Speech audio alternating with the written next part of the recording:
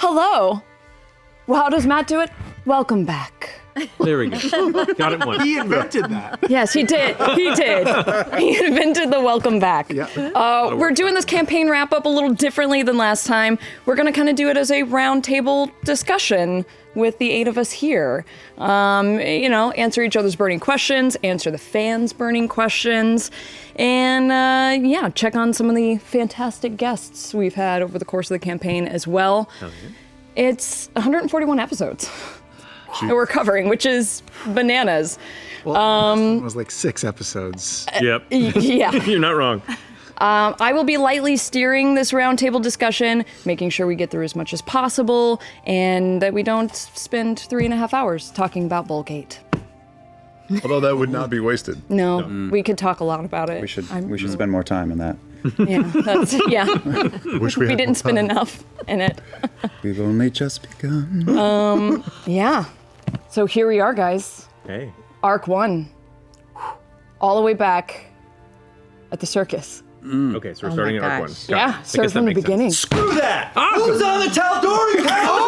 Oh, damn, you didn't waste any time. We're in it. We aren't allowed to know that still, are we? Do we get to know that? Well, the last one just died, so Last one just no. He said told one you. died every time we asked a No, question, this and you is- just we're asked not the actually question. playing. Oh. The universe is paused. no. There are people on the council. I'll kill them all right now by repeatedly asking. Answer. Who was on the Tal'Dorei Council? In memoriam.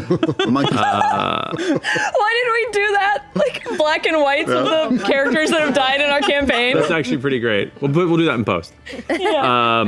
Yeah. Thanks for the Tal'Dorei. Yeah. No, they're all dead now. Next question. Oh, so we can't know yet. We really can't know, huh? Just give us one. I thought you already Think had about it given us- before the end. By the end. Okay. We get to ask him once an arc. Yeah. Okay.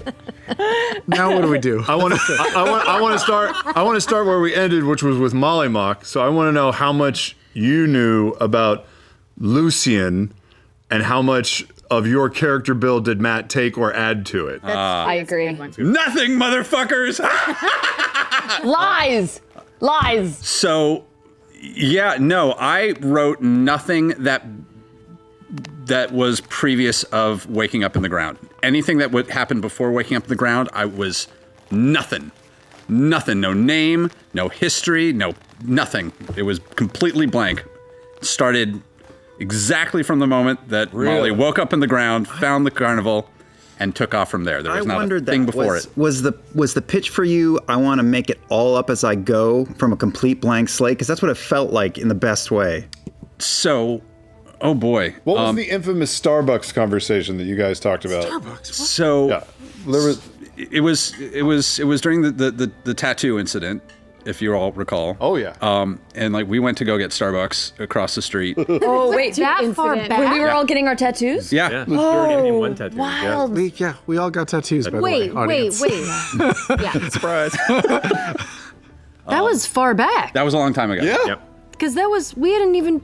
Yeah, had we Right when started? we finished Vox Machina. Yeah. Have we started We had filming finished. Mighty Nine yet? I don't think so. No. I don't think so. No. We had So you- just wrapped. We had just wrapped Vox So Machina. you went to a right. generic coffee shop and started talking. Generic, non-branded coffee shop. This was the character I had started coming up with when Percy died. I was like, I've got a great idea for a character if Percy didn't come back, and this was the character I was going to bring in.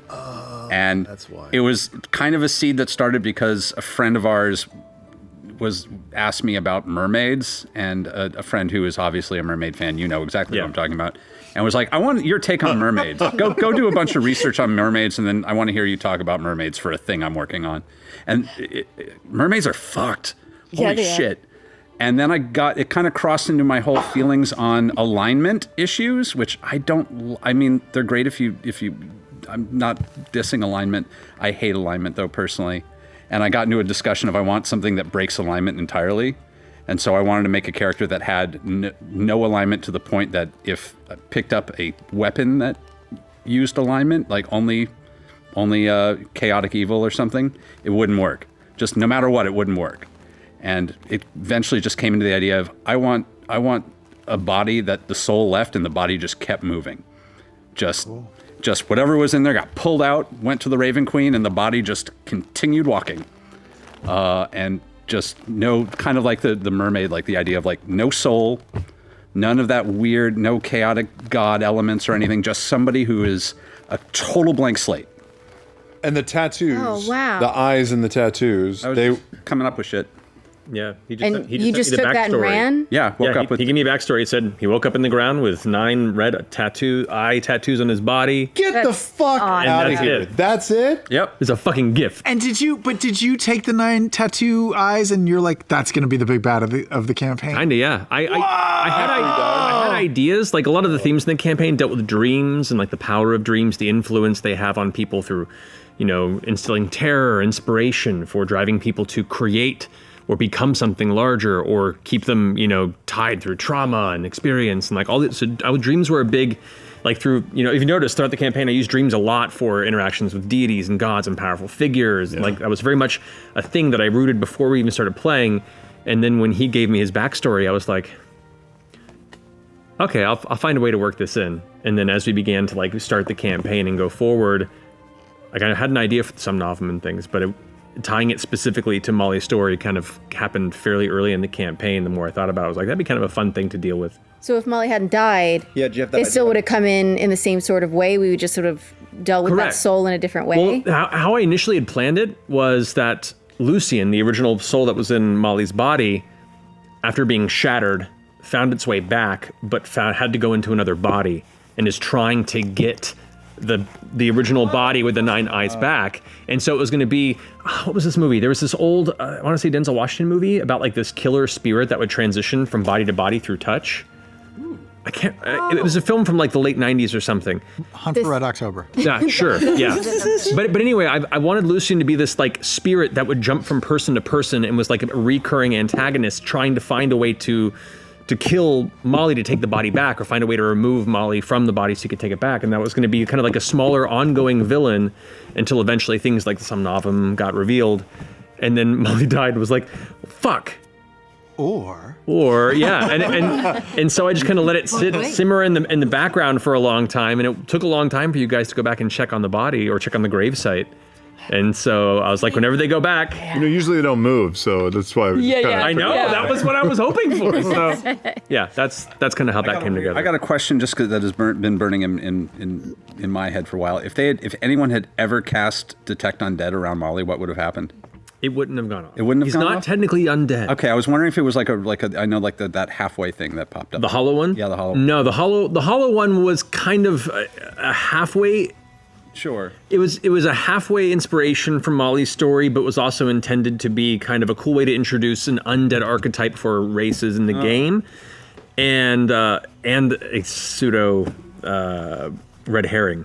That was for nice. Molly's backstory, because like I knew everyone was gonna be looking and pouring through the book on that, and I was like, let me put this in there because I want to do it anyway. It's fun, and because people are gonna start thinking that that's where it comes from, which I think you did as well. I was like, is this what you did? I mean, because we had that long conversation. And Yeah. I love the idea of like there's nothing in there, that it's just total blank slate. And the Hollow Man was Jimmy Costco, right? Yeah, the hollow one was Giovanni Costco. Yes. Do we ever figure out where the fuck he came from or what his deal was? Is that this arc? We're not allowed to talk about that. Oh, sorry, I'm getting ahead of myself. We're not there yet. It's loosey goosey. It's Yeah. fun. Okay, I was just checking. But unless you have something burning. do, but go. No, I wanted to find out more about Travis's character, Ford Stone. You know what? Do you have a last name? Do you know more about yourself that you never told us? Where did you meet Ukato? Was it a singles bar? What? Yeah, we never really found everything out about that, did we? No, I talk about the fucking dream sequences. That was Did we ever have in the first campaign a moment where everybody left the table except for one person? No, that was invented. No, fucking awful. we had that with you and the Raven Queen in campaign one. Yes. Oh, that's true. We did. Okay. But that was like the first time it had I happened. was really glad that happened to Liam before. Did not like being the first. Those gods. He has. I have an idea of the two races that make up Ford's half-orc lineage. Which were.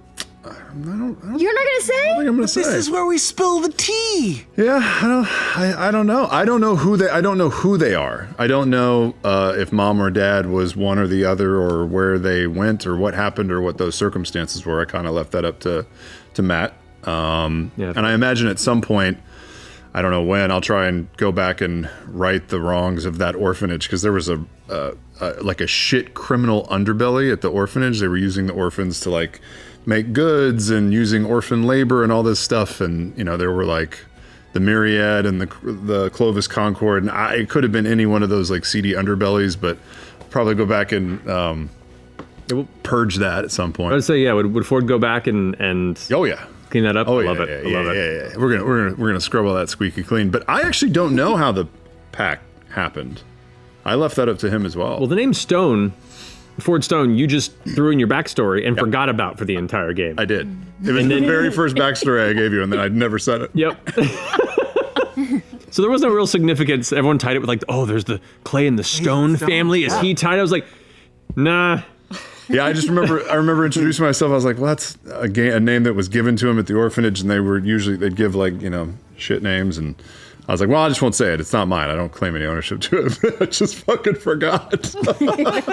Amazing. Love it. Yeah. No, I remember looking at Taliesin and being like, I mean, that can't just be a coincidence. He's like, nothing is a coincidence. Everything. Last is a fucking name. If this show and a lot of the things that happen are any sign, everything's a coincidence. Yeah, for Ford, his pact, it was a simple, and I go into it, I guess, later with arcs and stuff like that as we go, but essentially, Vandren had entirely like cut himself off from Uk'otoa. Like, it was the final vestiges of that relationship, and then when the ship went down and Vandren was set to drown, essentially, though he survived, that was the final cutoff. The Sword of Fathoms fell into the ocean to be lost forever, and Uk'otoa went like, fine, do we have a deal? And in that like floundering moment of panic and self-preservation, subconsciously, Exactly. Yeah. Ford agreed to something and couldn't remember. And that's when he woke up on the shore with the Sword of Fathoms. Makes sense to me. I don't know if Sabian, the guy that set off the explosion of the ship, was working for Uk'otoa or one of the pirating factions or whatever, so let's figure that out too. And we'll figure that out maybe with a fan question. We probably won't. But to decide who's going to ask a fan question, I think we should roll for it. Oh, I'm into Why it. not gamify it? Oh, like with our Yeah. With our dice. Whoever rolls the highest gets to ask a fan question. Not me. I rolled 4. I just rolled a natural 20. There you go. Didn't roll many of those during the campaign. Been saving them for the end. All right, let's see here. Yeah. Oh my God. I mean, I think this is a question. This is a question for Matt. Okay, sure. From @Prying Blackbird.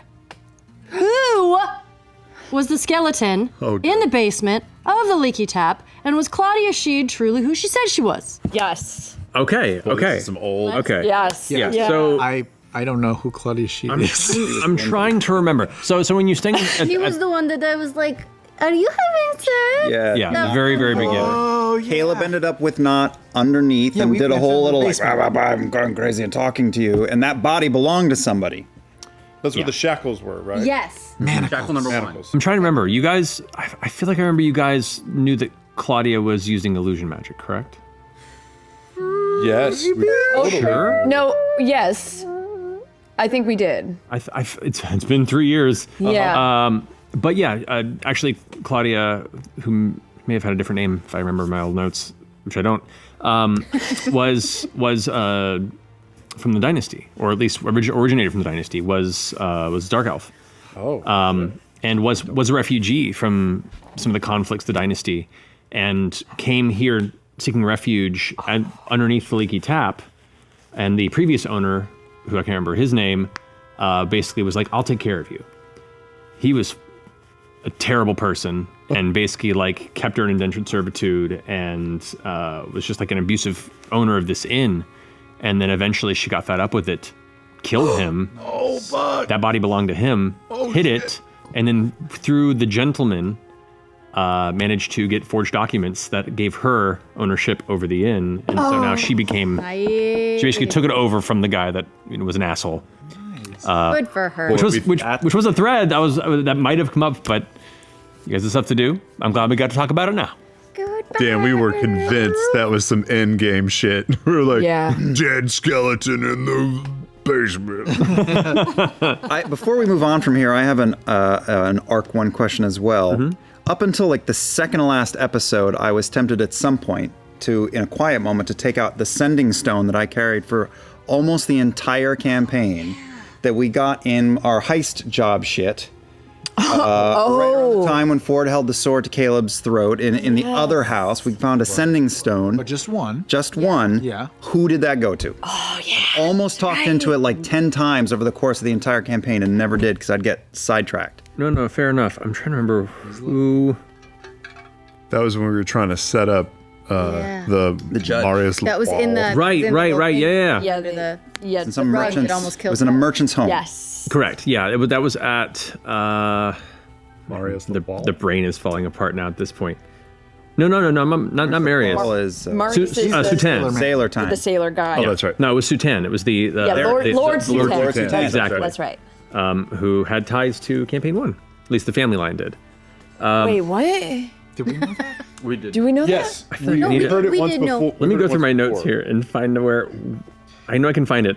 Like there's some of these things are kind of I haven't thought of in a long This time. episode is people poorly remembering things. Yeah. If Liam tried to talk into the sending stone, would you have to go through all of your notes, or would you have like in game like gone, it's taking too long, I'll just come up with something? I would have gone to break and then and then come back. No, I want to say top of the hour. We talked about this because they had something commissioned. Oh no, he also had the. We bought the. Was it the Ring of Fire Resistance was supposed to be for Lord Sutan? Yes. And then we bought it because he never came to pick it up because he got arrested. Because he's super in jail. Yes. Because he's super. Super in jail. Should have baked Big it into time a cake in jail. and then. While Matt looks it up, should we do Yeah, another so sorry, fan so sorry. question? No, Yeah. I'm almost there. I'm almost yeah. there. I'm going through the old notes. Well, we while have Matt for each Well, other. We do. There's one searches for Ashley. 3 years. Yeah. Here, let's roll. Let's roll. Fan question. Oh, Fan yeah, question. roll. Okay. Oh, super not me. 11. Ugh, 5. No, 6. 13. You can't ask yourself a question. think- Sam, you got it. No, you had an 11. You did too. I had a 7. Oh, fuck. I was all comfortable. Ashley! That's what it was. Yeah. Oh, Continue. I'll tell you afterwards. Found out? I did. Too late. Tell us. After this question. After this question. after this question, at Elena Danielle asks, what do you envision Yasha was doing in her times away from the Nine that weren't explained in the show? Oh, well, you know. I think. Had to be something important. You kept leaving. Oh, yeah, it was certainly something. Even in the carnival, you would wander off in the carnival. Yeah. I think, I think. Let me You need wing to check it. your notes? Yeah, let me check my notes actually, because each time it was for a really set a good terrible reason. precedent. always I've already ruined we it. ask 2 questions. I'm so and sorry. then answer 2 questions. I mean, I think keeping it in the story, I think that, she went away because she was uncomfortable getting close to people and trying to deal with all of that. And I think would, do little odd jobs here and there. I think she would visit brothels if she was lonely. Oh, shit. Okay. That's kind of what was going around in my head in case it ever came up. But yeah, super, super important stuff that she kept having to But it was leave like for. it was more like a mental health break than like a mission. So, that was and I think calling also her. it was just that every time Yasha would get in the group, there would be something like killing Bo or something would always come up. And I think she was, for a really long time, kind of in this shame spiral that finally she started to get out of because of the love and friendship of the group. Yeah. To be fair, we did only kind of bring sadness and destruction for like the first couple. Like, if you think of it from Yasha's point of view, Boy. we rolled in your life and then got the circus arrested, Got your buddy Yeah. murdered. got your buddy murdered, Oh, yeah. got yeah. you kidnapped by a slave trader. Yeah, it was a rough go. rough time. Rough I ignore month. my text too, I suppose. But she wasn't flying off to Tal'Dorei to join up with an acting troupe. No, I think it was all very private, and I think not getting close to people, just spending time alone, and yeah, I think that's where she was at least in the beginning. But that changed. Oh yeah. When we stopped killing your friends or getting them arrested. You ran out of friends to Yeah. kill. Kill? Yes, yeah. The process of about elimination. Yeah. All right. So Matthew? back to the Sending Stone. All right. So the Sending Stone, the other side, I did. My brain was like, it's one of three people, but I got different things jumbled up. It was Ionos Jagantoth of the Jagantoth house at Shady Creek. Oh, wait. Lord Sutan had deals with the Jagantoths, and that was like a lot of this campaign was throwing out a lot of threads and seeing just which ones you guys Jumped at. and went for, and that would become the story. And so one of those was, if that Sending Stone began to happen, it would be a conversation with Ionos Jagantoth, and that would have led to probably a more Shady Creek run-centric story and narrative there, and kind of breaking apart that, story thread element. The Jagantoths were enemies of the gentleman? The Jagantoths were who employed the Iron Shepherds. Shepherds. So they were bad people. Yeah. And the Iron Shepherds were fucking with the trade route. I am getting this right? The trade route that the gentleman ran. Yeah. So the gentleman was like, not really, they weren't like rivals, but the gentleman was like, fuck these guys. Yeah. Yeah. Cool. What a last name. The Jagantoth. You fuck with the Jagantoths? Yeah. Before we get too far in, I also want to ask my best buddy Sam about the process of me just going, it'd be cool. It'd be like a goblin and a rogue. It wasn't an order. It was just an idea. It wasn't in order. Campaign 3 is an order. I instructed him what to do, but the second one wasn't. But how did you arrive at what you created, and did you start with Veth Bernardo or Not the Brave? I started with a V name because in campaign 1 I had said, wouldn't it be funny if in campaign 2 I was called Vix as a joke? And so for campaign 2 I was like, okay, I'm going to be Vix. Just to kind of fuck with Liam and Laura.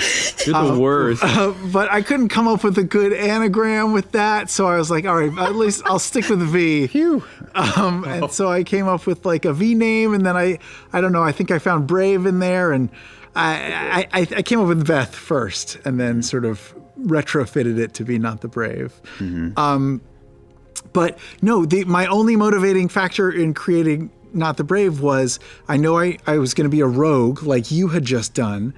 You had done such a brilliant rogue, and I don't know anything about D&D, but it seemed pretty archetypical in that, like, you were a badass and you were an assassin and so cool and fast, and you dealt all this damage and you were so awesome. And I was like, I can't do that because, first of all, I won't be as good as you were, but also you just did that. So I wanted to be like the opposite, like a nervous rogue or a scaredy cat rogue or just anything else. So I just was like, okay, I'll be a neurotic, jittery rogue. That'll be my thing. And then I was like, okay, why is she jittery? And then I was like, oh, maybe she doesn't feel comfortable in her skin. And then I was like, okay, maybe it's not her skin. Maybe that's why. And then I was like, how would she deal with that? She would get drunk all the time. And so that's how I sort of came about it. Sort of retrofitting it for just to be anything but Vax, basically. On a related note, the later game where you took on the fake name Bren, I thought I was losing my mind on camera, and my brain was like, did Mercer tell him all my shit? Yeah, I was like, why does he know that name? What the fuck is going on? Fake names of all the fake names to just take on. Yeah. Bren. I used several fake names. I used Veth, which you guys hadn't heard before, and then the next time I used a fake name, I used Bren, and then the next time I used a fake name, I used Otto. Veth Brenado. Oh, you dick! I hate how smart you are. It pisses me off. You're the worst. But then I remember, I think I saw a tweet about it, like what was going through Liam's head, because your face went crazy in that moment, and you were like, I was also thinking of our audience too. and then I couldn't figure out why you were doing that. I was thinking of our audience, however X number of episodes later, when they would find out Caleb's real name, looking back at this moment. So I was going crazy and going, I'll see you in 60 episodes, guys. Well, you kind of did it with me too at one point, where you were making "Ain't No Slow Regard" jokes, and you said like Henry Thoreau Regard. Yeah, and that's your And brother's that's my name. dad's name. Oh, dad's is name. Thoreau. Yeah. And fully because of the game that you were playing, I was like, he's kind of a narcissist. What rhymes with Beauregard? Yeah, Thoreau. Yeah, I'll name him after Thoreau. Nice. And Thoreau was also kind of a narcissist, so it all works. So what we're saying is you're a moderate, medium, and/or clairvoyant. So well done. There's no coincidences in our game. It's all kismet There you go. I like that. I have one for Matt. Yeah. that you just came up with. Yep, totally. I like this one. I see it and I'm taking it. So when we chose crime instead of the other thing, Yeah, this is a good one. what would have happened if we had chosen to become the Lawmaster's mercenaries rather than the Gentleman's Offer? Oh, and Zadash. Like a whole other campaign. Yeah, because that was like Kinda. the big intersection. Yeah, that was a right? huge diversion. So you guys had built up this relationship a little bit with the Lawmaster, a lot with the new High Richter, and there was an option here where you could have pursued a very strong Empire-based story in basically becoming the classic mercenaries for hire by the better folk of the corrupt Empire. Okay. And that narrative would have brought you guys probably deeper into Rexentrum a lot earlier in other parts of the Empire and rooting out corrupt elements, beginning to get involved with the Cerberus Assembly a lot earlier. Ooh, boy. And I was planning for that to intersect with you guys beginning to work with the Ogden Trust, which is essentially like the secret spy network of the Empire, who works for the Crown, but also kind of works on their own at the Crown and kind of butts heads with the Cobalt Soul, but also occasionally they work together on things. Yeah, that would have been fascinating. And the Ogden Trust, this is actually kind of funny, I could say it, the leader of it, Schreiber, who's in the campaign guide, was supposed to be Matt Colville. Whenever you guys got to the Ogden Trust, he was going to drive up and basically guest NPC, the head of the Ogden Trust, And we just never to got hire you guys that. on. And then we had lunch talking about it. We were throwing emails back and forth. He did this awesome write-up of like the people that work below him. And then you guys instead went to Jorahas. I had to like text. See you, Colville. I texted Colville. I was like, so things went a little differently. Oh my god. So Yeah, I mean, when they come back to it, whenever they get back in the Empire, never did that. they've gone full dynasty now. So sorry, buddy. He's like, that's how it goes. Yeah, wow. I had him on speed dial for that, and just had to tell him like, I don't think it's happening, man. I just remembered, and I have to hit this in. What the fuck was up with Gustav? I just have to know. What the fuck. Gustav. Oh, okay. What the fuck was up Oh with Gustav? God, yeah. Way back. Okay. So Gustav, he was the one who made the original deal with Cowrie, the Devil Toad. And it wasn't because he was like, I want to work with a demon, but because when he encountered this thing, they had kind of like a discussion, and like devils do, like certain fiends do. And essentially, the Cowrie said, I can make your carnival something great if you can bring me people to feed. And at the time, the carnival was not doing well, and Gustav was like, I can't give you people. I can give you those that will likely not be missed from his perspective, or those that are already on their way out, so the infirmed or the old, which is why if you look at all the notices, it says, these people are not allowed, because he wanted to make sure that nobody accidentally died during a performance. He would just bring them to him to feed him as part of this deal they made. And then he lost control, and then Cowrie caused all this horror, and like everything went down, and essentially Gustav just felt genuinely guilty. He had locked himself into something at the time, not really thinking it through, and it went on so long, and so many people, very much kind of like Seymour from Little Shop of Horrors. Yeah, where like it just got too much for him. And then when you guys managed to take care of Cowrie and free the carnival from this, he was like, I can't go forward with this guilt unless I do my time. And so you guys are like, we can get you out, you're free. He's like, nope, I'm going, this is where I belong. Everyone else in the carnival is free to choose their paths, and this is where I'll stay. So that was what was going on with Gustav. He was just racked with guilt for making a terrible decision that led to many people dying. Yeah. We Okay. tried to save his ass for forever. Yeah. We're like, we'll break him out. We're gonna get the money. Mm-hmm. We're gonna. Yeah, and he's like, I'm good. Oh, he's a shitty person. Yeah, he just really fucked up. The toys. Fucked up. Well, I think that is all the time we have for Arc 1, you guys. But we are going to take it to everyone's favorite cabbage enthusiast, Brian W. Foster, for an interview with everyone's favorite Estelle Getty stan, Kari Payton.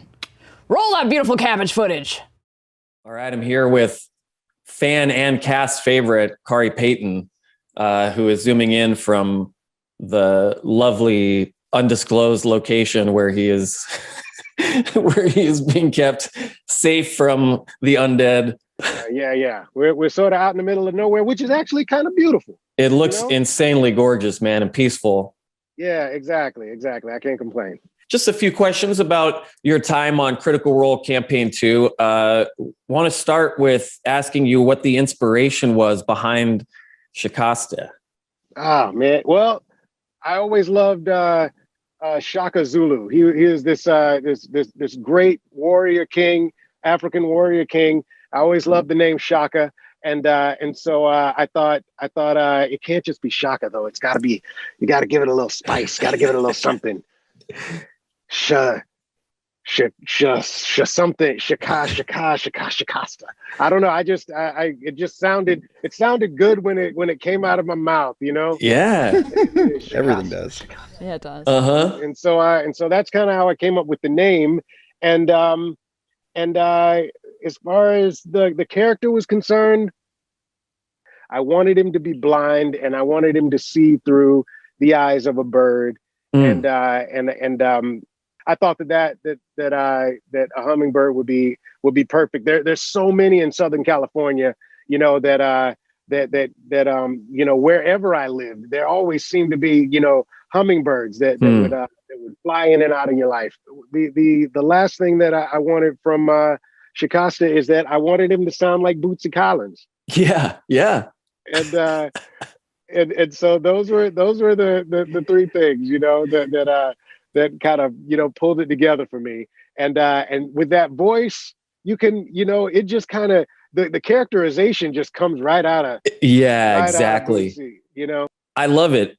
You were able to be on a few episodes of the show and even one of the live shows that we did. Yeah, I got to do the live show, and I was so excited to be free. I jumped on a plane. I was like, I am there.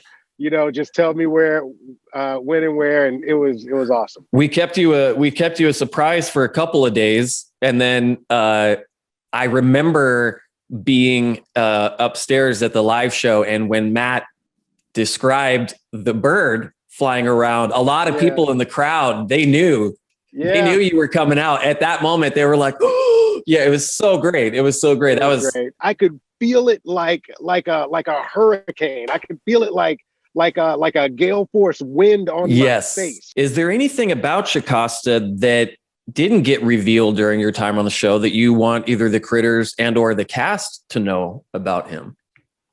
You know, I think oddly enough, for such a mysterious character, I think that you actually got to know who he really was. You know, in those moments, maybe not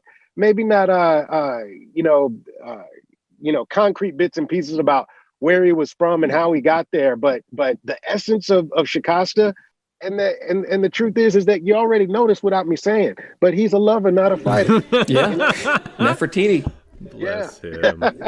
What do you think Shikasta's up to now, and what do you think his legacy is, or what would you want his legacy to be? You know, for him to be known for, and what do you think he's up to now? I always would go to this. I laid up this Charlie Rose interview with Deepak Chopra. Yeah, and he and Charlie asked Deepak Chopra. He was like, "What do you want to be remembered for?" And he said, "Oh, I don't need to be remembered." And I just thought that was some next level shit. You know what I mean? But I feel like Shikasta Shikasta, that's the way Shikasta lives his life, you know? Yeah. He's they're like, thank you. They're like, we appreciate it. And he says, and he disappears into the mist, you know? Yeah. And and giggles about it, you know? Yeah. I love that. I love that, man. Thank you so much for catching up with us and talking about Shikasta. It's such a good time having him on the show and having you there. And I know that the cast loved it. Absolutely, yeah. He's absolutely one of my favorite things that I have ever been a part of creating. Aww. And he will always hold an incredibly special place in my heart. And I love that I made him an older fellow, because I feel like one day I'm gonna have glassy eyes and a big white afro, and I'm gonna be floating over somebody. Yeah, you are. Yeah, you are. That's amazing. Thank you, man. Appreciate it. Thank you, dude.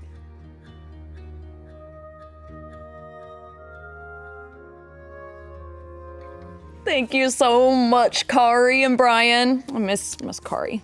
It's been a while. I don't know. Oh no. All right, y'all. Arc 2. The bad guys. This is when shit started getting real. Started getting real. I know.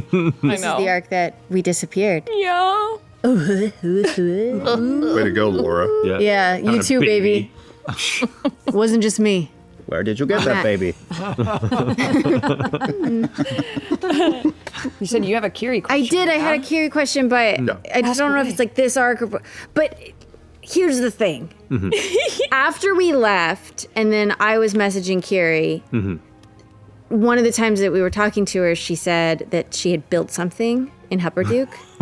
And I just want to know what it was that she built. That's right. Sure. Meat grinder. That's a perfect example of one of the many things that wasn't planned, and then it came out, and then in my head I was like, well, I got to figure out what that means. Yeah. You know, that happens a lot. And we never got back to Hupperduke. No, you didn't. But I was like, what? I was trying to think, because it's Kiri. I'm like, what are things she would have heard based on where she was that she would say? I've built something, because she'd been around like Tinkertop and you know the tinkerer over there, and I was like, she'd say that. Oh God, what did she build? And then I thought about it. I was like, honestly, it's a music box. That's what she was gifted when you guys left, and so she probably made her own music box. Here I was thinking she made some giant weapon of destruction, and she made a music box. So it kills people. Obviously. Yeah. It like plays the music, and then when it stops, it shoots a dagger out. Yeah. So It plays could Mambo learn a Number song to sing while she so stabs. Exactly, yep. Bumped.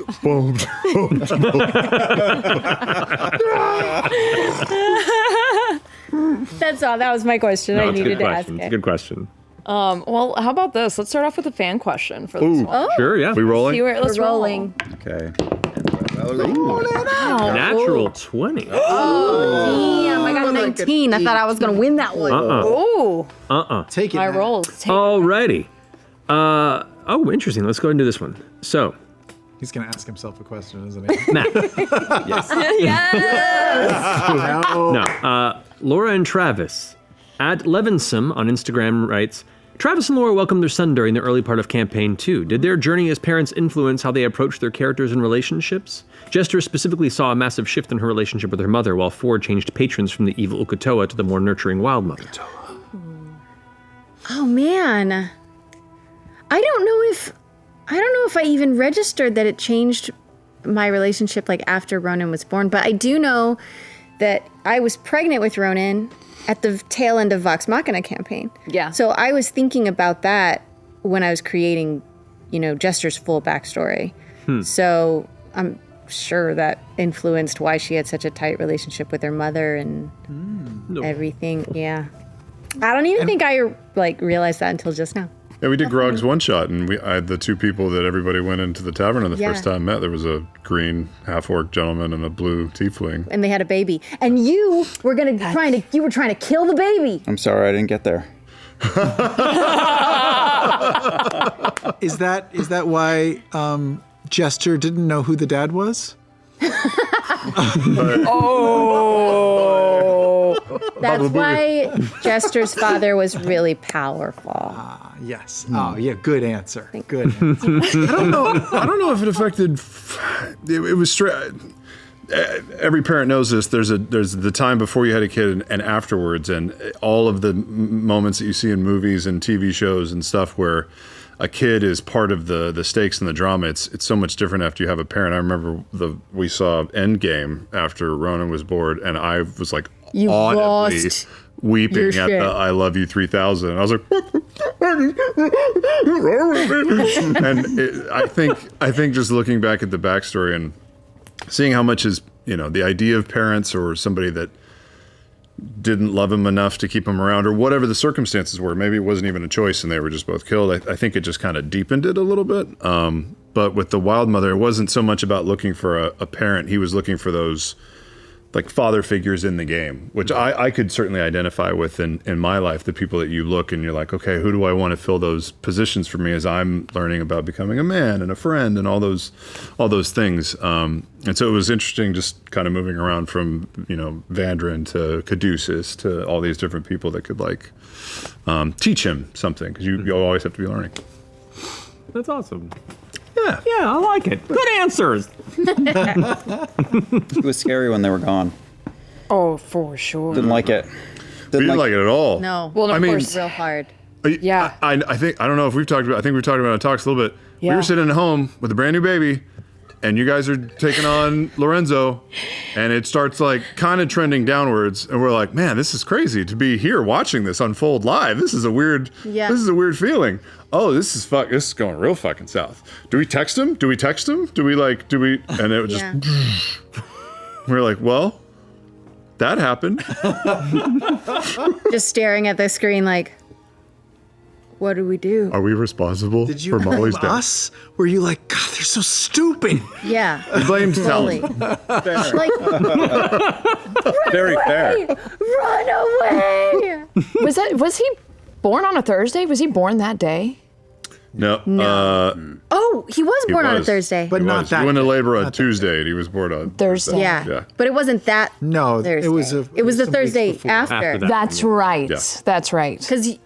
Because we weren't anticipating you guys being gone for that Thursday. You went into labor earlier. It was That's the fight right. against the robo jailer in Hupperdook was That's the one. Yeah, the ball. right. Yeah.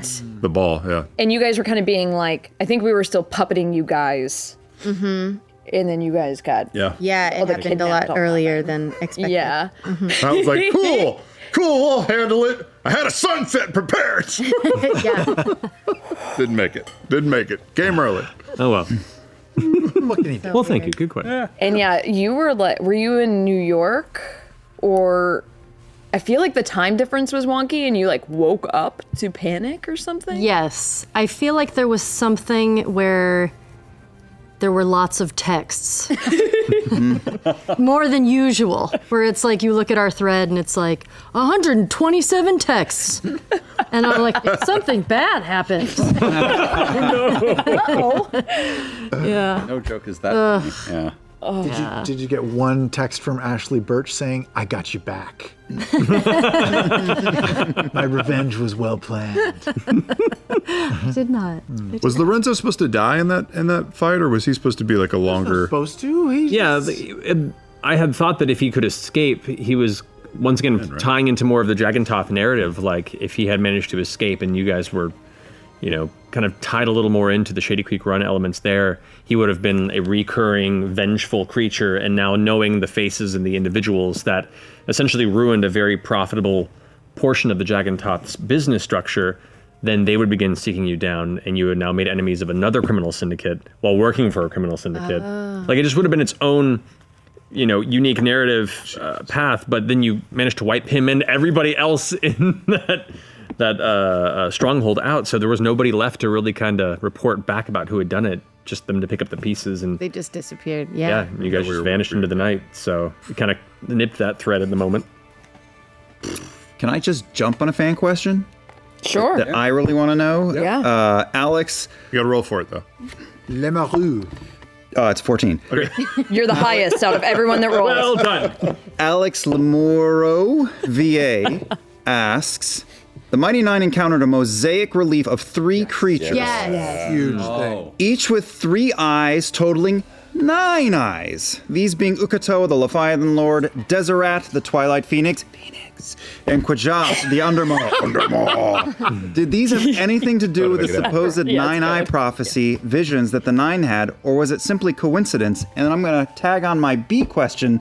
Was there any path in this game where we would have had to face Uk'otoa? Yeah. Okay, there's a lot in that one. That was yeah. a lot of Hey, questions. don't blame Liam.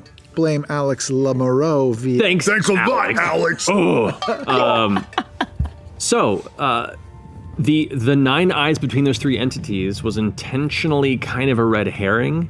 That early in the story, kind of, putting some parallels in there, because I like putting separate parallels that kind of confuse things a bit until they begin to clarify. So you, namely, because you picked up on it. Oh yeah.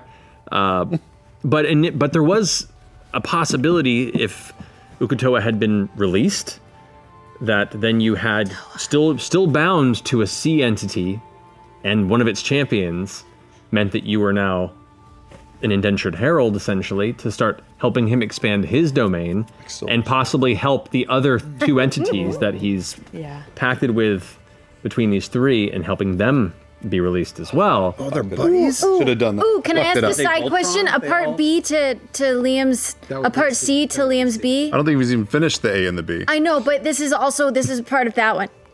Were the 3, the song and the carnival that they were singing, was it talking about those 3 Yes, it was. creatures? Yeah, those are all performances that essentially were early layering in the mythology of those 3 entities. Because I had actually written those 3 entities before I had decided on the Somnavum being 9 eyes. Once again, that kind of inspiration came from Molly's backstory coming in. So I'd already kind of established their mythology, and then the Somnavum thing came in, and then that became 9 eyes. I was like, okay, we have 9 eyes here and 3 creatures. I can go ahead and put against all 3 of them 9 eyes and just make it a weird parallel. Yeah, that kind of a vibe. So it was meant to kind of throw off the scent a little bit, but also just kind of make things seem maybe more connected. And when you chose a specific path, maybe that would be unveiled.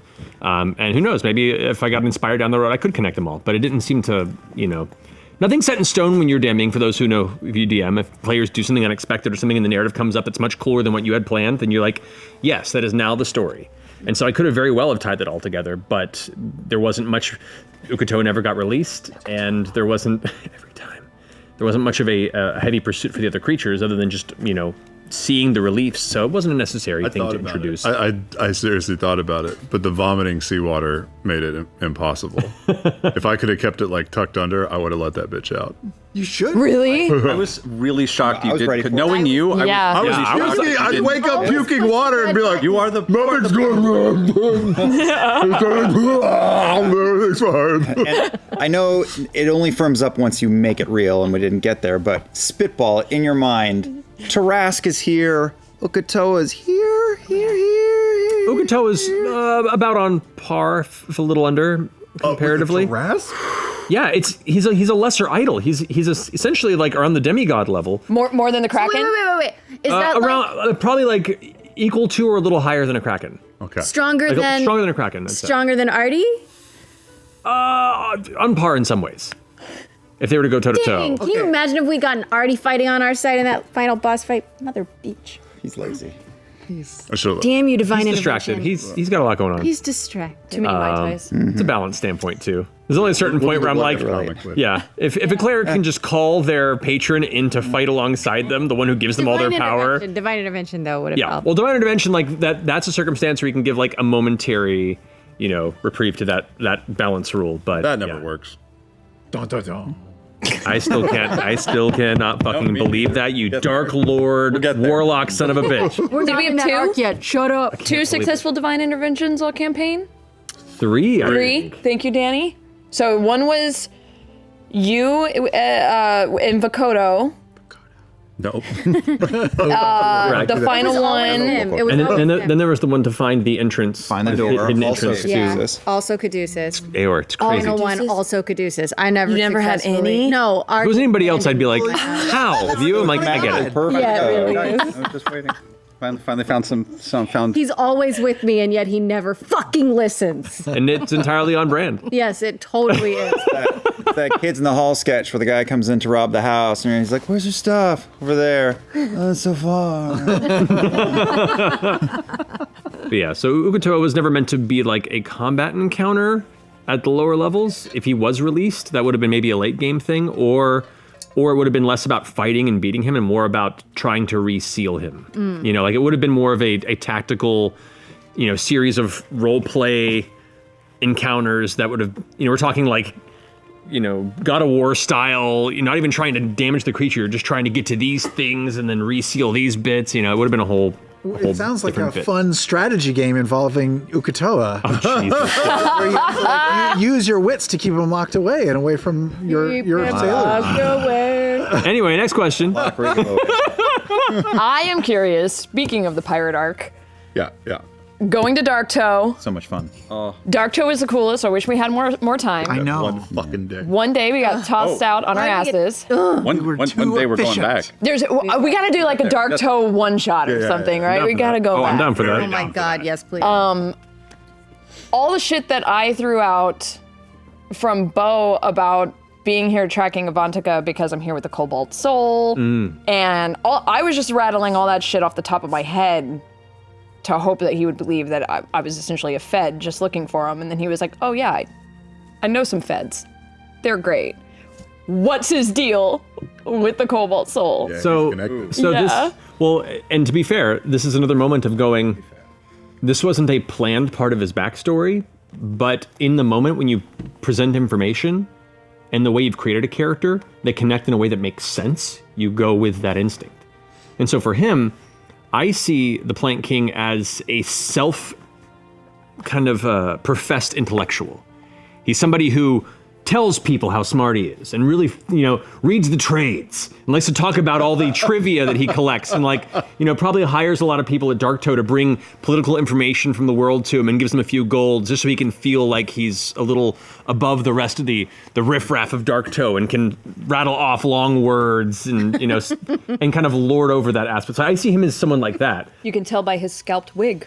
Yeah, well, that was the fun dynamic, is he is that, and then he's also a cutthroat killer. Yeah. And then I thought of the fact that the revelry had started by a bunch of merchant sailors and sailors who were completely over all the political corruption of the Clovis Concord and all the different merchantary guilds that were, like, essentially squeezing all the sailors dry, who were shipping all throughout this coastal area, and the revelry started with the people breaking away from that. So I think in his mind, Wyatt was like, over time was like, the Cobalt Soul, they would have taken that down. They're doing the good thing, and I think, honestly, they're probably cool with what we're doing. And he's just kind of picked up this kind of slow building respect over time for the Cobalt Soul as kind of this entity that he's built up in his mind that probably does not mirror at all the actual group, but in his head he's like, yeah, they're the few good guys out there. And I bet if I got to meet somebody like higher up there, we'd do some cool work together and fuck up these people in the Clovis Concord who've been bullshit. Like, that's how I envisioned it. So when you mentioned that, I was like, He has a parasocial yeah, he has a parasocial relationship with the Cobalt Soul, and was like, okay, you're cool. It's like someone who reads a bunch of you know, nonsense stories somewhere, and then somebody, their grandfather wrote them. And you're like, oh, I know nothing about you as a person, but this weird connection means you're cool in my book, and do what you want. Type scenario. You work for the Jet Propulsion Laboratory? Dope. Yeah. Awesome. We're going back there. That's cool, yeah. We never saw. I never saw any fan art of the Plank King. Those a little bit. There's a few pieces. Really? Yeah. Oh, I never saw any. Not a lot, There's some- but a little. There's some cool ones too. Yeah. What I was going to say is one of my favorite things about this game is that you can plan all this stuff. And like I thought of Caleb ages before we started this campaign, and the same thing for campaign 3, ages before we started. But you can play, and then mid-game, just off the cuff, something will happen. You'll have an idea, and you'll in the moment be like, "This is a real thing," and then it just bounces back through your entire past and becomes real. Like Not/Veth with drowning, which I think you said was like never a thing you thought of initially, but you did it in the moment. Yeah. Jester with sweets. Jester with sweets. Caleb you Caleb just didn't. came up with that? I never imagined Caleb being a good dancer. I just in that. Word forgetting things. There you That's go. something that you just came up with on the fly, right? Play with Keith. Oh, that's right. Play with tea. Play with tea. Really? I was waiting to come on, and I'm like, what am I doing? I guess I'm making tea for everybody. Oh, Fine. cool. Oh, wow. I love it. Like, That's so what, great. what are they? Yeah, I was like, I don't know what they're what. And that's like amazing. central to Caduceus. Like, and you just pull it out of your butt. Yeah. And then it just solidifies. It's great. Yeah, it was only Love because it. you said, I've never seen you eat anything other than sweets. I was That's like, right. well, that makes sense. Sure, let's go with it. I love that. Sometimes 10 minutes into the game, one of the other players will create a that you're- defining characteristic about your character. that you're and it becomes stinky and- canon. There it is. Wizard. There it is, Dirt Wizard. Oh, look, like he's those- covered in dirt and smells. I'm really not. like Yes, that you are. You smell a lot, actually. It's true, though. You're kind of writing backwards as you're writing forward. And then it stays Yeah. forever. It's really cool. yeah. Like a that's nickname rad. in high school. Just happens. Yeah. That's what that was. Shall we roll for this last Yes, I fan like question? Yeah, let's do it. Underwear. I'm switching the dice up. Oh, shit. Nope. Natural 20. Oh, natural 2. Bow before the eye. Sam! This is for you. From at Nico Drazian. What was going through Knott's Veth's head during the time Sumali was on the show as Nala? Neela? Neela. Why did I say Nyla? Neela. Because you can't read. I'm in love with Nala from The Lion King, so my brain And you also freezes. weren't there for her go. Yeah. That's true. Since she had a great goal of finding her husband and son, just like Knott, did she feel a drive to help her find her son and husband, or did it pain her to see them reunited again? Oh, a little of both. First of all, Smalley was so good on the show. It was just fascinating to watch her work and act and be. Early on in the game, I think Knott was very motherly. Well, throughout the game, she was motherly. But it turns out, like when you play D&D for a while, you kill a lot of people, and so it got harder and harder to be like, I'm the mother who wants to protect all children and value parenting and stuff, because like you're just killing people nonstop. Yeah, it's one of but the issues with the game that I need to work on as we go forward. Yeah. But I think she viewed Neela as a fellow mom on the right path, and wanted to help her along, and it probably made her feel bad that she wasn't making as much progress towards getting back to Luke and Yeza as she could. But you know, she was playing the long game and waiting for Caleb to get strong enough to change her back, which I assumed would happen at some point, and then it did. Amazing. It took a long ass time though, Yeah, something you got to earn. but it was totally worth it, and such a cool thing. Thanks, Matt. Yeah. You know, it's true. I don't even think we watched all of the episodes during those first We never- 6 we to never 8 watched weeks of. all the All parents will know this. Those first few weeks of a new child are like Yeah. blackout. You just don't. You're not sleeping. yeah. yet Even or if we anything. had watched them, we wouldn't remember Nope. them. You might have. There's no sleep. Yeah. No. Luke was, by the way, I almost named my son Luke. That's why in real life, that's why I chose. Oh, no way. her. I love that. Yeah. Wow, I feel real bad now. Oh, shit. Yeah. Like I already felt bad. It's my son's great grandfather's name. Amazing. Well, before we move on to Arc 3, to top off this discussion of Arc 2, I think we can all say the campaign would have been deeply different had it not been for a certain dwarf fighter. Brian had a chance to chat with good old Ashley Birch, a.k.a. Keg. Take a look. All right, I am here with undoubtedly the fan favorite and cast favorite guest of Campaign 2, Ashley Birch. Welcome. How are you? For having me. I'm good.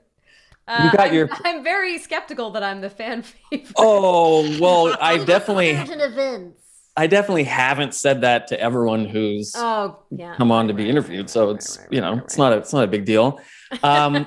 Thank you for coming on to talk about your character Keg, who was My pleasure. such a big part of this campaign. Unexpectedly. In so many ways that we will definitely get to. But first, share with the folks, if you can, a little bit of the inspiration behind Keg when you were first asked to come onto the show. Yeah, so my inspiration behind Keg was pretty simple. I found out that female dwarves could have beards, that could grow beards, and that was basically the entire motivation. I was That like, was just like, I got to do it. I also liked the idea of her having sort of a tough front, but secretly being a coward. Yeah. That was really the combination. Yeah. Had you played someone like that before? I know oftentimes with RPGs, sometimes we like to use that as a way to really explore something we haven't before. Have you played a character like that, or was Keg kind of the first for you? I think Keg was kind of the first. I think, I guessed it on Critical Role a few times before Keg. So I also wanted her to feel distinct from the other characters that I had played as I guessed it. And most of those were pretty, brazen, loud, whatever. And so yeah, I wanted to try role-playing, which led into a very interesting occurrence.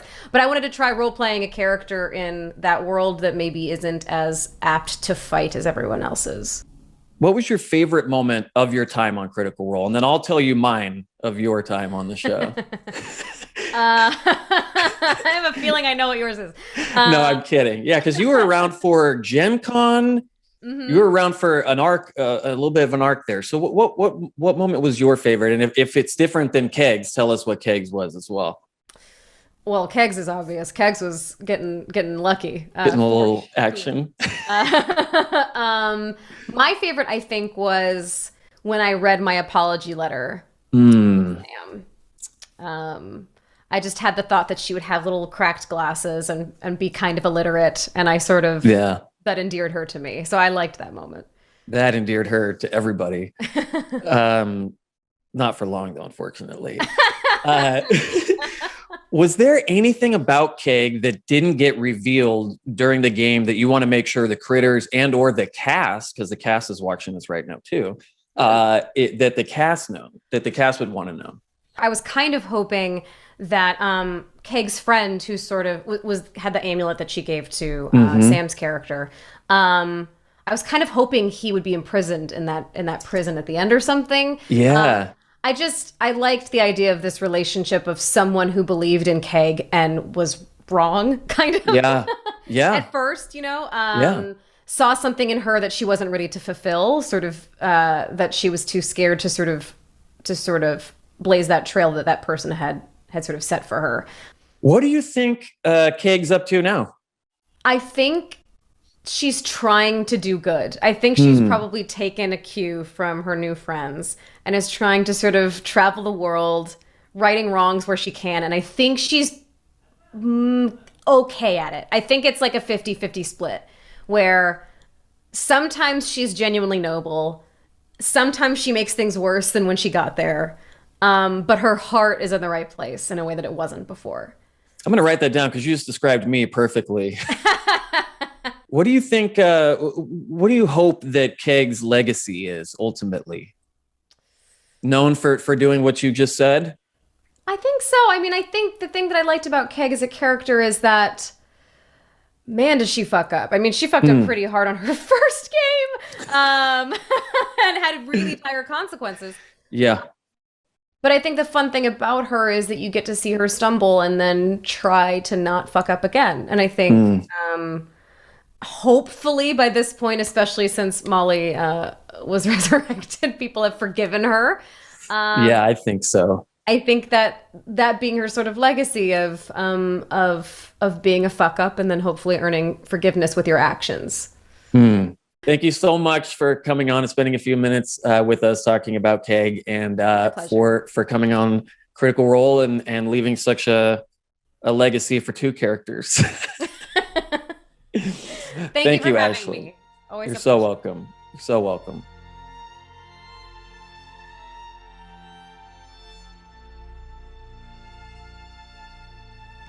I hope she feels vindicated. That was adorable. She's so cute. She's the best. Subject messages on occasion of like, there's a Molly Mock cosplayer on this train. Should I move? What do I do? Apologize. Stay still. won't notice. Wait till they get off the train, no matter how far it goes. No, That's amazing. occasionally we get the best text. Well, now we're getting into Arc 3, which is the Bright Queen's favor. This is full Jorhas. We met Essek. Yeah. Oh, hot boy. Hot boy.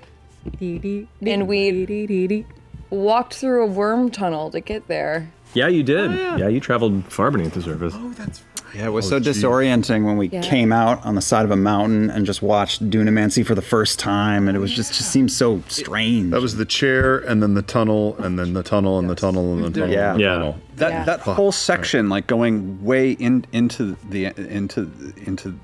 the darkness, felt like Disneyland to me. It felt like when you're like shifting to another land. Oh, Yeah. sure. Like you're like walking like underneath the bridge, and suddenly like, oh, it's New Orleans now. Apparently. Yeah. It's also where you met Spurt. Spurt. For like 2 seconds. Yep.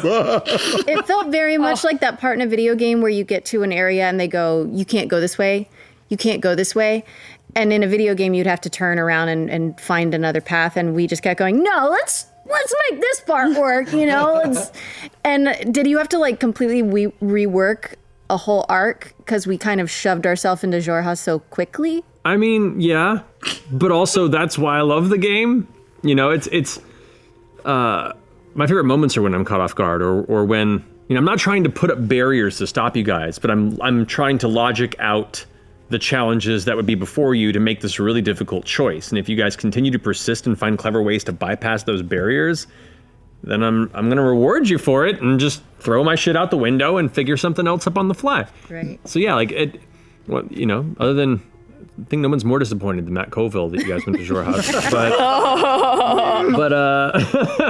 But yeah, it was just an interesting path to follow and continue to go through the Underdark, to go through these tunnels, and then find yourself in Jorhas and completely shift the direction of the campaign in a really cool way, getting involved with, you know, Jorhasian terrain and the dynasty a lot earlier than I initially anticipated, and from the perspective of kind of just wandering into it as opposed to any like direct political impetus to get you there. Like it was really interesting, and I don't know what I was expecting. So yeah. The more walls you put up, the more likely we are to be like, there's something that you're protecting over there. Oh, I know that. Yeah. You think I don't know that? Every challenge is like, clearly this is everything.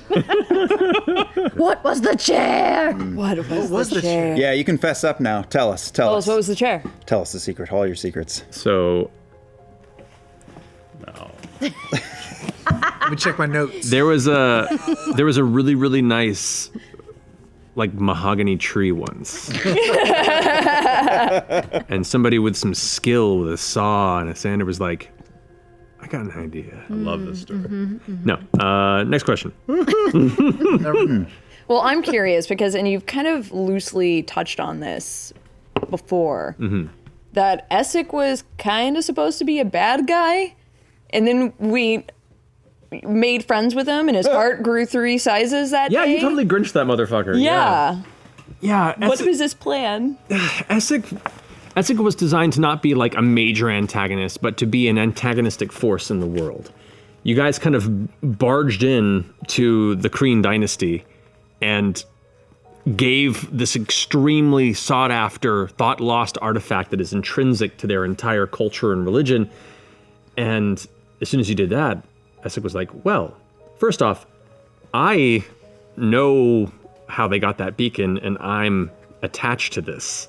I'm the one that smuggled it out, so I need to get in real close with these people and keep an eye on everything they do, because they're now the biggest loose end on my guarded person. You know, like you know, if it's like committing murder and someone walks in and says, like, I found a boot in your yard, and he's like, fuck.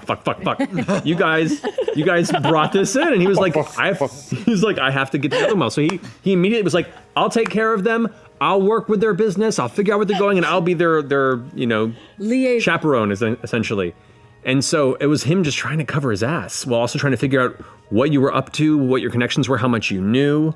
And then the more he got to know you guys, because his whole goal was just to keep this thing going with the dynasty. He was fed up with a lot of the political structure of the dynasty, or keep the thing going. With the assembly. He was fed up with a lot of the dynasty's kind of zealotry, and he doesn't really have any formal interest in the Lux, and he thinks that it's misguided. He thinks that there's a lack of interest in seeing what Dunamancy can actually do because everything is regimented instead by the cultural history of it. And he just wants to advance to see what is possible. And he found partnership in the assembly that way. But you guys kept like inviting him over for dinner and asking about his eggs. Yeah, for real. When we left him, I was like, well, I really hope that I see things that I have in common with him, and I empathize. But he's going to need years to unpack his shit, or he's not, or he's just going to bend back and do all the things he was doing before without us. And then one time we met up with him again, he was a changed man. Yeah, well, he was still struggling. He didn't know who he was, and at a certain point, your guys' interaction kind of showed him that he could be better, and he was struggling with being convinced that it was too late for him. And so it was this idea of like, I've already fucked up my entire life, and I didn't realize it until I found people that actually cared to look past my position and my abilities. And he'd been kind of a solitary figure his whole life, except for like his relationship with his brother. Like, he didn't get along with his parents. He didn't get along with most people in the dynasty unless they helped him maintain and advance his position of power and influence. And so you guys fucked him up. Is that why he wasn't consecuted? Yeah, he refused to do it because he didn't believe in it. And he had odd theories about how consecution would affect the dominance of use and manipulation of Dunamancy. So his lying about it was just about going along with the zealotry and not... Exactly, because he didn't want people to think that there was something up. Yeah, staying part of the tapestry around him. Exactly. Like a large part of his early times was just trying to deflect and, misdirect and like, don't look at me, I'm just here paying attention. I got nothing to do with any of this. It's weird, huh? And then the more you got to know him, he eventually kind of let that fall away. Yeah, I was not expecting any of that. Neither were we. He's such a cool character. Yeah. He became so much more of a central character than I anticipated, too. It was fun to roleplay. I really enjoyed whenever he got pulled into the story. It was awesome. It made him float, man. What else were we supposed Yeah, I know, right? That's all you have Nobody to do. else floats The in this minute you campaign. described him and everyone's like, he's hot. You know we're going to interact with him. All you have to do is make a character that does one cool thing and they don't attack us immediately and we'll love them forever. It's so true. Are you powerful? Essek Awesome. and You're our friend. Yes. He reminds me of remember in from Goth to Boss, an IT crowd, that guy, and how they would just sometimes when he entered and exit rooms, they would just put him on a dolly and pull him out. Yep. It's kind of reminded me of. Yeah, He just floats. that's a good reference. Well, how about a fan question? Okay. Roll those dice. Natural 20 again. You just asked one. Wait, I did. you? I don't know. I answered one. Liam. Melin, I think it is, or Malin, my apologies, asks, while he never voiced this in-game, Caleb's feelings for Jester have been an important part of his journey. Did he ever come close to confessing, or how was playing such a long-lasting one-sided love after last campaign's bittersweet ending for Vax and Kiki? Dish girl. I was never going to do romance of any kind, one-sided or otherwise, in this campaign, because I felt like we really explored that pretty heavily, campaign 1.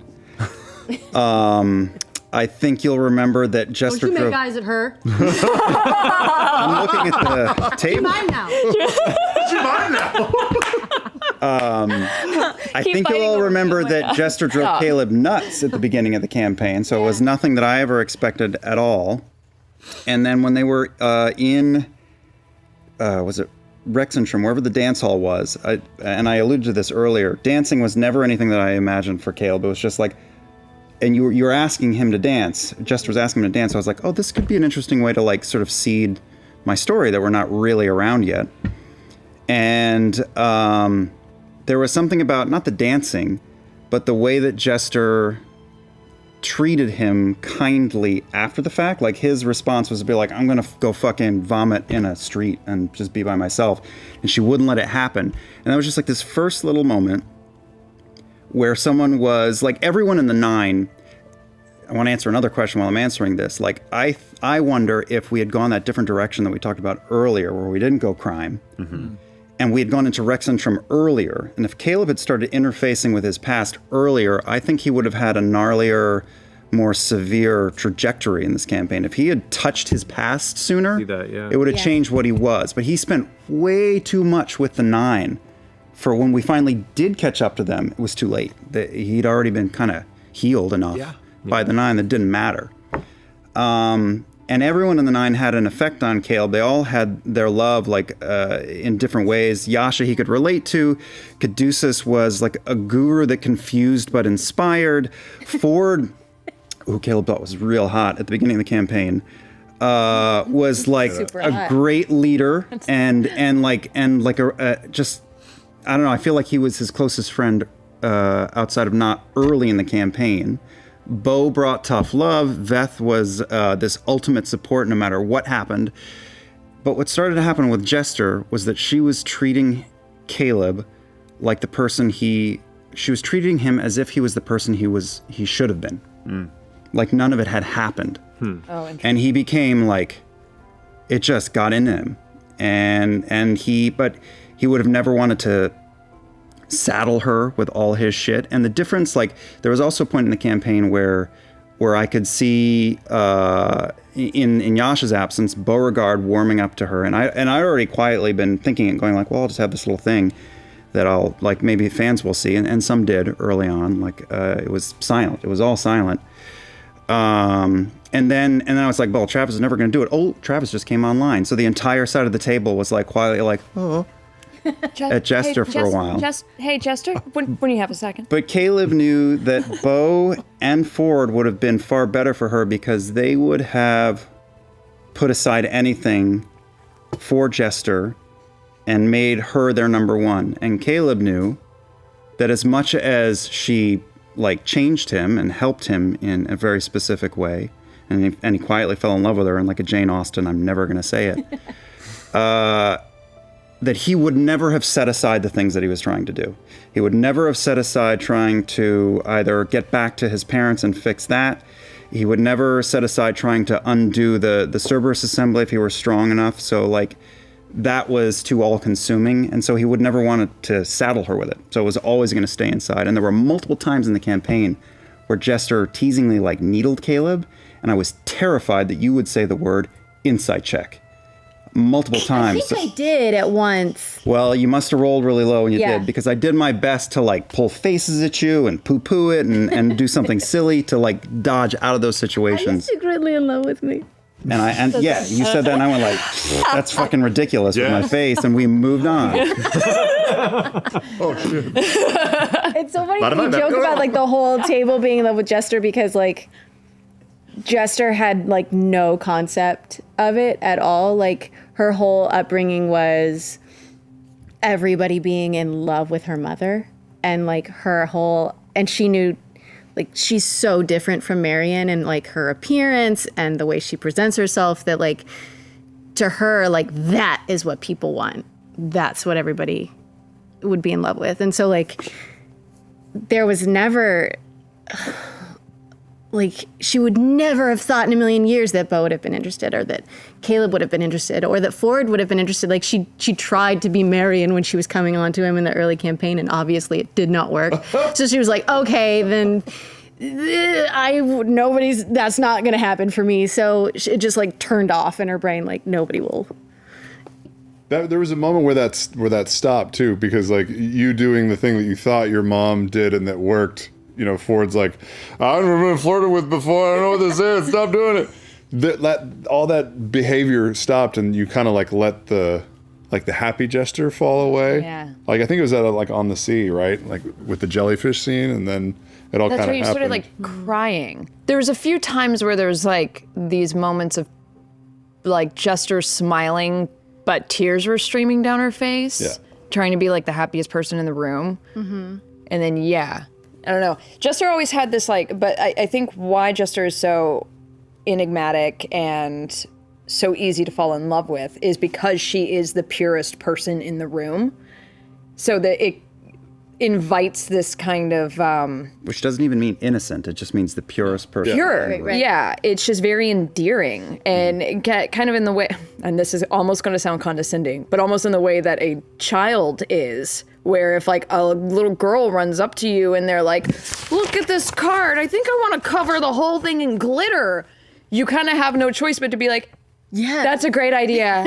Yeah, cover the whole thing and like, even if it's bad. She felt like almost like the perfect exercise for yes-anding, like the concept of yes-anding, because half of them were terrible ideas, but you were like, yeah, brilliant. Don't do it in the car. Oh, you did it in the car. It's okay. We can vacuum it up. Never Don't even know those for children, animals, or Jester Lavore. Yeah. There you go. You also, I feel like people are drawn to somebody who sees the best in them, right? Like, you're drawn to somebody that loves you, and she just has like an unconditional love for like everybody in the Changes the group. everyone she meets, including a hag in a hut. Yeah. Yes. Which was why it's so surprising that you told me that you were having an illicit affair with Orly the whole time. Like an illicit. I did not think that was going to come up in this particular. Turtle power. That's why he dressed up as Orly for Halloween. Well, even I think Still the weirdest episode I've ever roleplayed. There's one last element that I want to touch on that, and because the way it relates to Essek and Astrid and Eadwulf. Caleb's start with Astrid and Eadwulf was like they were aggressively intelligent and driven as fuck and hot. And that did not go well for Caleb. That fucking burned him worse than anything ever could have. And Essek, who Caleb thought was so like intellectually attractive and sexually attractive, and was like, he was really drawn to him, but that was like, I've done that, and I put my hand on that stove and it fucking burned my hand off. I can't. Jester was so different than anything that he'd been wrapped up in before that it was like Aikido. It just like disarmed all of his defenses. Yeah. Anyway, that's the end of that. Well, thank you for the question. How about another fan question? Another fan question? Ooh. Sure, why not? Nope, why does that keep happening? Oh. 12. 12. Balls. 14. 8. Ooh, Allison, go. I've got one from Matt from Blue Snake 462. It was mentioned that everyone was surprised when Liam gave up the Luxon. That's true. What were your original plans for the party and the Luxon, and how were they changed in the moment of handing it over to the Bright Queen? And as an extension, how would the campaign have been different if the party had never gained the favor of the Bright Queen? I imagine we'd be dead, but I'm not. That would have gone very poorly. Oh, that's an interesting point. So I'd introduced the beacon to kind of your path, hoping that you guys would take it because it would just be this constant magnet for trouble. To have this extremely important focal point to this growing conflict between two political, nations, essentially, and having to keep it secret, keep it safe while everyone is looking for it, and people who happen to catch it are like, what's that? It's just, it's trying to hide something that does not want to be hidden in a lot of ways. Very One Ring-esque. And so I was excited that you guys ran with it.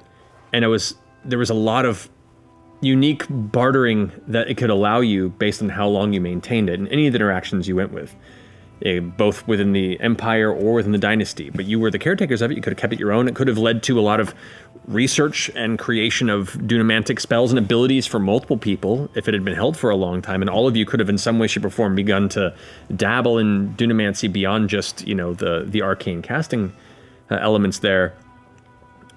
But it would have had the challenge of you constantly looking over your shoulders, constantly in the threat of being hunted down, and having characters come into your life that would have probably eventually either discovered or been seeking it within your space.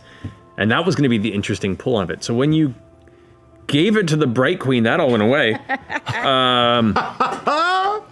But conversely, you immediately bought you kind of game sharked the enemy side. Where like part of the intent was to go into Xhorhas and realize after all this propaganda from the Empire that's been fed to you about the Dynasty and how bad they were and how Xhorhas is the place of demons and murderers and such, and you go there and you meet these people and realize, no, they're actually just like everyone on the other side, in some cases even better, and that's all just bullshit propaganda. But it was going to be a way of you earning your way up through the structure and meeting people and possibly doing jobs and kind of earning favor in certain spaces, and maybe even never even encounter the Bright Queen beyond, one time. But then you immediately got caught, brought to her, and I was like, well, this will be the one time they meet her if they can manage to convince her to take her under and assign them to somebody or break free or whatever. You gave her the beacon and became immediate heroes. Yeah. So yeah, it greatly changed the trajectory in a really, really cool way. And it went from like this empire-based narrative and like, you know, the slow discovery of how things are not what you thought on the other side to, fuck the empire. Now we're here. Now we're on this side. And then that led to the discovery of, over time, that, you know, things are bad in the empire, but there are still good people there. And it became this kind of straddling the line of, you know, what do you ally with, if at all? So yeah, it made a really, really cool story that I wasn't expecting to kind of hit a lot of those layers and that It was so cool to be on both sides of that because we had backstage passes to both concerts. Like, Yeah. we first it was Dynasty and we thought it would be Empire, and then we went back to the Empire and we were like, "Hey, we have this thing. You want to fuck with us or what?" Like, it gave us all this clout. Yeah, it changed things a lot. I think how it would have been different, to go off my earlier point on that too, is it would, climbing through the Dynasty as people mostly from the Empire, outward facing, would have been a climb. It would have been challenging, and it would have been making a lot of allies and trying to continuously prove yourselves as not the enemy, not working for the Empire as spies. And yeah, it would have been a much harder path, but you cheated it.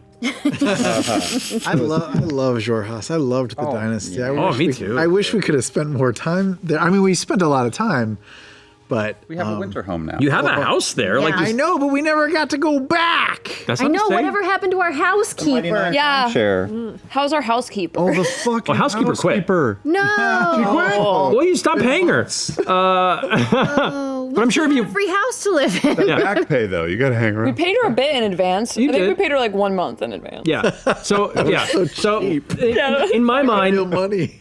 in my mind, she left. But if you were to return and like pay back pay with some on top, she'd probably come back. And I like the Xhorhas is still there. You guys still have friendship and and station. Tree growing out of the roof. Yeah, like that house is still yours. So Trimming. I would like to The worst neighbors. Just like everybody hates us. Yeah. 'Cause Yeah, you- Never mow the lawn. yeah. There's like Once or twice a year, they get together for a week and Yeah. reconvene. Don't we have like daylight coming out of our tree, like something that everybody hates there? And it's like, God, There's Yeah. lanterns in the tree that make it glow, but it's not like it's bright. It's not. I'm sure it attracts a lot of insects. So we're not like National Lampoon's Christmas Vacation. It must be so gross, like algae all over it. It's just like, yes, perfect. Yeah. It's self-maintaining. It's like there's stuff nutrient happening. rich. It's like when you're living in a humble neighborhood and all of a sudden like this giant house gets built in the corner and like some 20-year-old YouTuber moves in and just keeps throwing parties. Like that's you guys. Influence. Ow. Oh, I hate it. I hate it. That's not cool. You take that back. Hey, everybody. Brave, check it out. Oh, I hate it. Nice Linux phone. Do we need to ask this last fan question? I'm going to just do it. Sure, do it. At Oh yeah. Arvyarv or Arvyarv asks, who exactly was in the pile of bones that Caleb instantly incinerated with a flaming sphere, leading to the tearing of a character sheet on camera? Oh, Didn't that happen in the first campaign too? Yeah, in the Underdark. yeah. or Liam in the gets to tunnel. kill somebody who was kind of important. Underdark, right? Yeah. Tomb of the Unknown NPC. Yeah. This one. If I recall correctly, this is when you guys were going in the giants. Caleb's aunt and uncle. Right. Yeah. Oh, God. Finishing the job. Yeah. No, I think you guys were. This was in Xhorhas, and you guys were leaving Rosohna to go inspect the giant's den in the Vermalock. We went to a fort, right? And then Yeah. from the fort, we went to. yeah. Correct, because the giants were forced out of their home and then occupied the mining camp there, the fort. So you went there, and yeah, there was a goblin that essentially was like quietly and secretly living in there and kind of like living off the scraps that the giants left behind, and was kind of just this looming NPC that was going to be a source of information about what dangers you could face here, about what's happened to the giants, and present information about Vence Nutalis, who was that was when you started finally following the thread that led to Oban, that led to everything there, and the device that he had placed in it. The goblin was like, saw him place it and was going to begin to give all this information to set you on that path, and then ashes. Yeah, man. was like, I have a purpose. Cute floppy ears. Who's it going to be in campaign 3, I wonder? Your character. yeah. He still eventually found the thread in a roundabout way, but like I was like, well, okay. That's a temporary dead end too. Speaking of the new Thalises, before we move on from this arc, I have to know, I know Danny Carr has to know, who was Varen, Essek's brother? We never got to meet Essek's brother. Yeah, you didn't. And in my head, he's also super hot. Obviously. Obviously. Yeah, he's kind of he's the himbo of the family in my mind. He's Keep going. You know, he's the younger, taller, the more athletic brother of the family. No clothes. Shirtless all the time. No. He walks on the ground. Oh. But He he's would float, but like at a side angle, like a one. right. What's up, girl? Essek floats. He wears Vans. Yeah. Just like. Oh my god. Yeah. So yeah, he's just constantly drifting. He's just like. No. He's just kind of, you know, as opposed to his brother, who's very much eschewed the dynasty culture, and his parents were very deeply steeped in the culture. Varen kind of rides the line where he understands why his brother is the way he is, but he also believes a lot in the dynasty and the faith that the Luxon and the whole idea gives, and he like partially believes it, but he's like, yeah, I'm Christian kinda because I was raised on it, but I'm also not, you know, evangelical. They have a Luxon rock band. Probably, yeah. Yes. Yeah. It's got a little puka shell necklace with the little symbol of the Bright Queen on it. Sure. Yep. Luxon talk. The beacon will rise. But yeah, he's oh my god. This has gotten away from me entirely. To no one's surprise. I love this. I love this headcanon. But yeah, no, he's stationed at Bazzoxan. They hear that I'm a beacon. Oh wow. I'm a beacon for you. Somebody was real deep. Oof. Oh, man. We'll leave it there. Yeah, he's stationed in Bazzoxan. He's not like an upper ranking warrior, but he's pretty well respected, and he kind of the only bond that Essek had before any of you was with him growing up. He's like the brother that kind of got him, and they got along okay in a family that Essek did not get along with at all, and was surrounded by people he didn't get along with. But would we have ever crossed paths with him? You would have if you had probably spent more time or asked around for more people of station in Bazzoxan. But you guys only stayed there for a night and then defaced property and then left. Which happens. That's what we do. Yeah, no, it makes all the sense. I'm sure we left a dick in our wake. You did. Sure. Yeah. Yeah. Yeah, we And did. you changed the sign of the inn you were staying. So. Yeah, what did I change the name to? I don't remember. I don't remember either. Balzazan? Probably. That's about right. So many dick signs. Well, before we move on to Arc 4, we should check in with Sumali Montano, the Fearbulg druid that reminds us why you should never piss off your mother. Let's take a look. All right, I'm here with Sumali, the